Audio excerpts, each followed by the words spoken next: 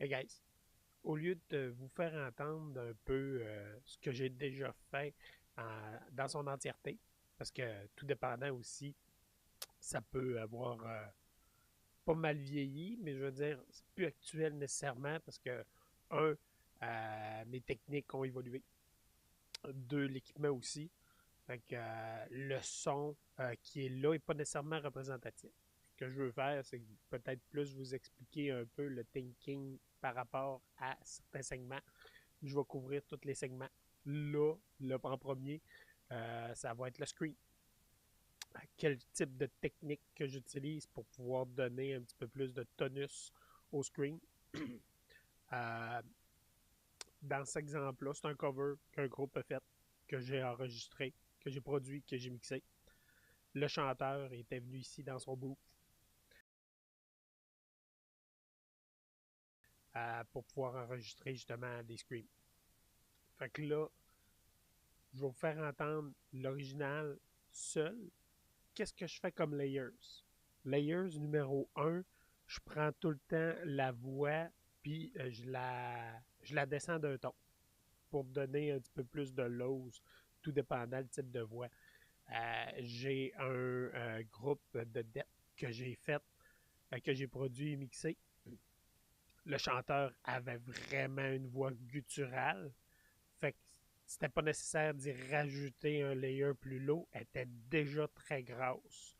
Lui, c'est un chanteur qui chante beaucoup plus de la gorge. La technique est moins ici, est moins gutturale, elle est moins grasse. Fait qu'il fallait que j'y rajoute un peu de tonus. Je vais vous faire entendre seul.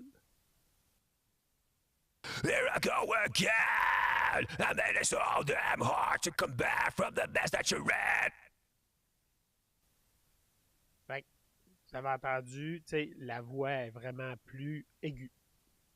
Dans ce temps-là, ce que j'ai fait, c'est que j'y rajoute justement un layer de, que je prends exactement la même performance, puis je la descends d'un ton. Des fois, je pourrais prendre deux performances différentes, puis vraiment les superposer, mais dans ce cas-là, je n'avais pas nécessairement nécessaire de le faire. Écoutez bien ça. Here I go again. I made it so damn hard to come back from the mess that you read. Là, dans cet exemple-là, on l'entend bien comme il faut, la deuxième layer. Mais en contexte, ça vient juste ajouter un peu plus de tonus, puis on ne l'entend pas. Écoutez bien ça.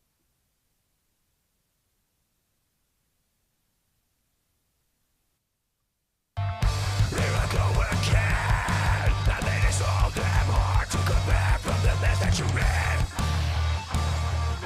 You were snake and I cautious. Just feels over. J'enlève le mot. Here I go again. I made it so damn hard to come back from the mess that you. Très subtil, mais ça vient vraiment rajouter du tonus. Comme troisième layer, Scream Gras, c'est quoi? C'est vraiment la même performance. Ben non, c'est pas la même performance, c'est les mêmes lignes. Le chanteur refait, mais avec une voix beaucoup plus low, parce que je trouvais qu'il était. Fait qu'il a essayé d'y aller plus smooth. On a augmenté le son du preamp.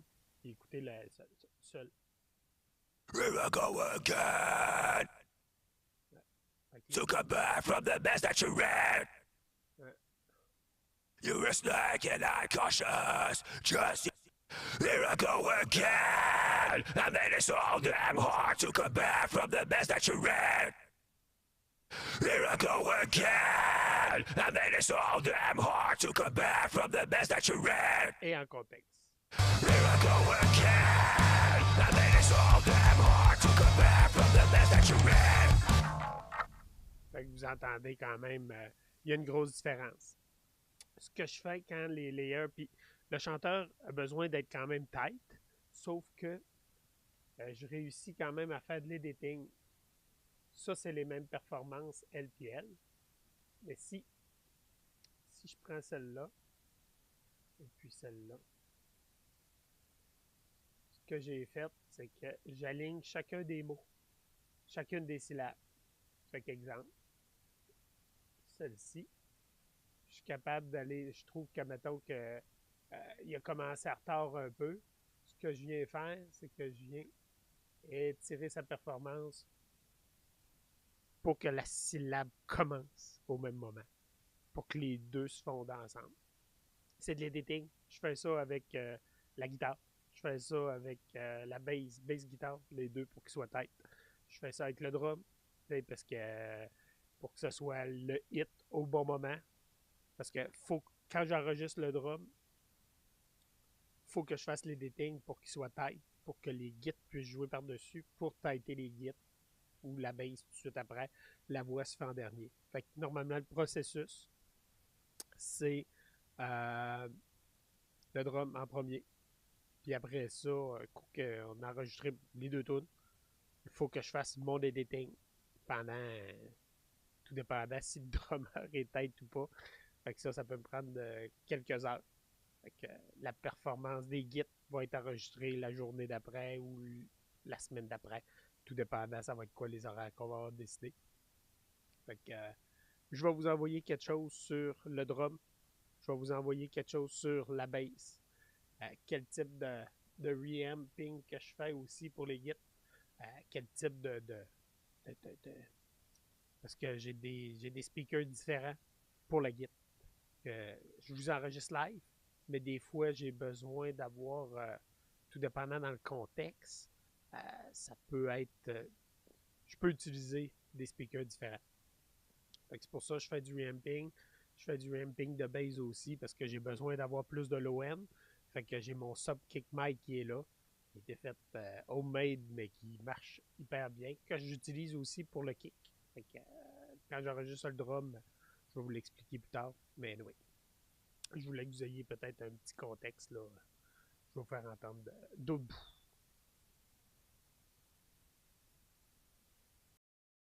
Bon, en terminant, je voulais vous montrer un peu quel type de micro qu'on va pouvoir utiliser justement lors de l'enregistrement de la voix. Un, Shure SM7B, c'est lui que j'utilise en ce moment. Vraiment utilisé souvent puis fréquemment par les screamers. Je te dirais que c'est le standard de l'industrie, là, ce micro-là. Super bon pour. Vous l'entendez de toute façon en ce moment. Il n'y a pas de son autre que ma voix en ce moment. C'est sûr et certain que je l'ai filtré avec un gate. Là, fait que, mon bruit d'ordinateur, on ne l'entend pas, mais le fan non plus. Ça vient quand même couper beaucoup des basses fréquences.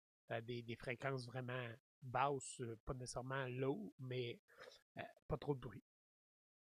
Deux, ça c'est un U87. C'est un micro légendaire. Je dirais que pour enregistrer une voix, c'est un des plus famous ever made.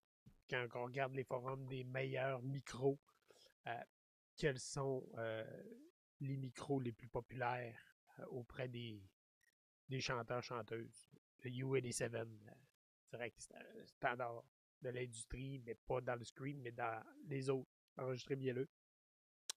Le chanteur que vous avez entendu, le Scream, on l'avait enregistré avec le SM7B, sauf que il y a le Lewitt LCT 441, le Flex. L'avantage, lui, je l'utilise beaucoup pour les overheads. J'ai enregistré des guitares sèches aussi avec ça. Vraiment excellent. Je fais du reamping aussi, de Git. Je colle après mes speakers pour avoir un son différent du fameux 57, là, le Shure SM57 que tout le monde utilise justement pour les Git. J'en utilise aussi un, mais aussi pour la voix, ça peut faire très bien, là, quand même assez neutre, fait qu'il va vraiment capter la performance au complet. Fait que c'est les options. C'est sûr et certain aussi avec le pop filter pour empêcher de cracher dedans. Lui, en ce moment, il a déjà sa petite housse sur la photo que vous avez vue du chanteur.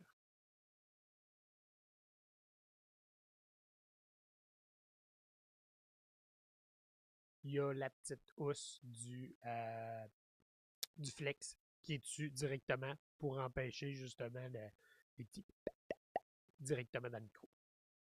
Fait que grosso modo, c'est à peu près ça.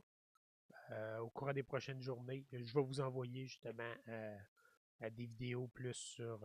On va couvrir le drum, couvrir du reamping aussi. Quel type de technique que j'utilise. Ça vous intéresse, en tout cas. Antoine, tu me diras si tu veux que j'en envoie d'autres. Là. Sinon, je ne perdrai pas mon temps. Ça marche?